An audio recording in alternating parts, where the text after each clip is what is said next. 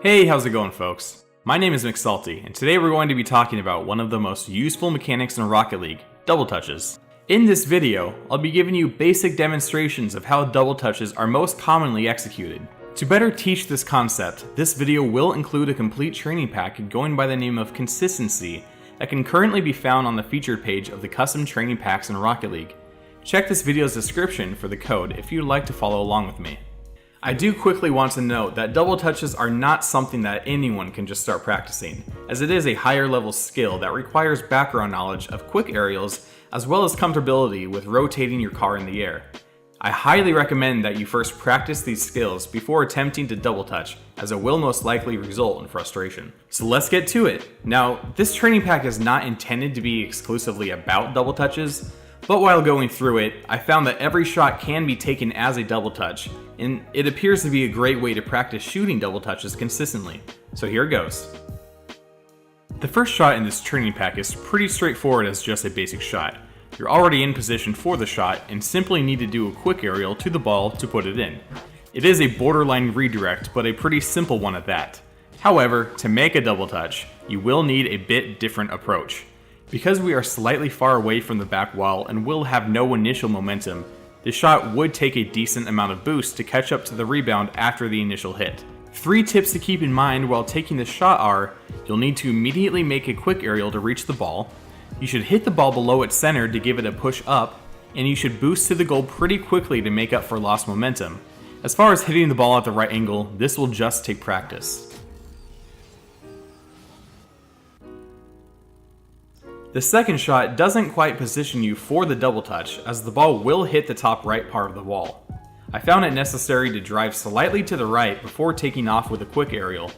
Tips to follow with this shot are, position yourself before jumping, feather your boost so you don't hit the ball too quickly to the wall, and hit the ball softly to give you time to follow it off the backboard with a shot.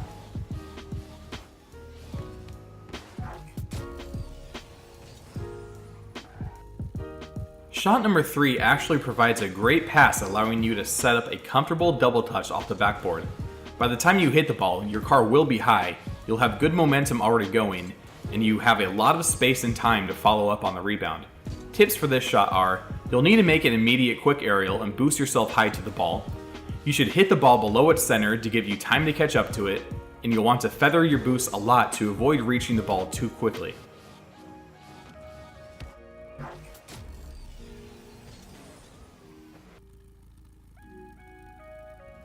The fourth shot is similar to the previous one in that it allows you a decent amount of time to catch up to the ball after hitting it to the backboard. These types of shots are actually quite ideal for double touches and are great opportunities to take for a more scoreable shot. Tips to remember with this shot are, immediately quick aerial to the ball, as usual, and slam the ball into the middle of the backboard as you'll already be going in the perfect direction for the rebound.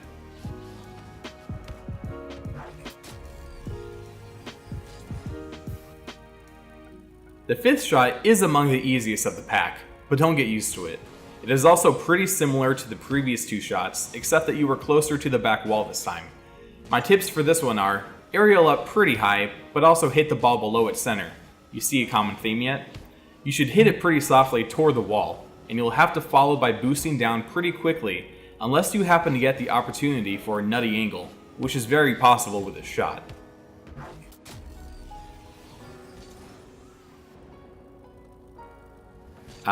Good old shot number 6. I'm actually very sorry to do this one to you guys. I hate to say it, but anyone who is practicing double touches for the first time right now, this shot will be practically impossible for you to double touch. It actually took me more time to put in than I'd like to admit, and the shot wasn't even that pretty. For the way I eventually hit it in, my tips for this one are, hit it as soon as you can toward the back wall. The ball will be going so fast that the only way to really slow it down is to aim it high to the ceiling and hope that it drops somewhere close to the goal in range of you. A buddy of mine decided to attempt this shot while I was recording this and found that hitting a guillotine seems to be the easiest way to do it consistently, but unfortunately I wasn't able to get footage of this shot for you. Okay, moving on to shot number 7. I promise you this one is easier, but will still give you a decent challenge. This is similar to a couple previous shots as the ball is sent off the sidewall and is beautifully centered for you. The difference for this one is that you're much closer to the goal and will have to make your double touch quicker than most other shots. My tips for this one are, hit it softly if possible.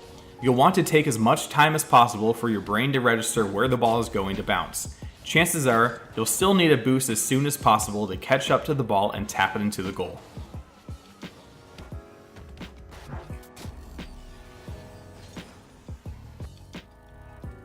And finally, we're on to shot number 8 out of 8. Luckily for us all, this shot is as straightforward as can possibly be. It's basically the same as shot number 7, except that it gives you much more room to set up the double touch.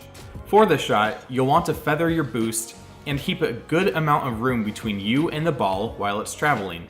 This allows you the opportunity to take the quickest, nuttiest shot you can to avoid a block. Always aim for top left or right corner if you can.